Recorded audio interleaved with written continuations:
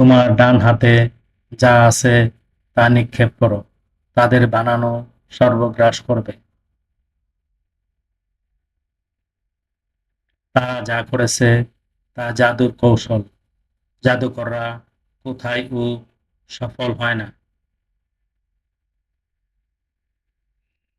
অতঃপর জাদুকররা সেজদায় পড়ল ও বলল, হারুন ও মুসার রবকে বিশ্বাস করলাম।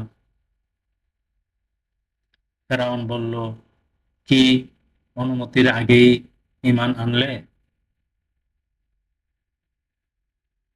মনে হয় সে তোমাদের প্রধান, সে তোমাদেরকে জাদু শিখিয়েছে। সুতরাং অবশ্যই আমি তোমাদের হাত পা বিপরীত দিক থেকে কেটে ফেলব। তোমাদেরকে আমি খেজুর বৃক্ষের কাণ্ডে শূলবিদ্ধ করব। তোমরা অবগত হতে পারবে যে কার শাস্তি কঠোর ও স্থায়ী। আয়াত ৬৯, ৭০, ৭১ সূরা তোহা, আল কোরআন।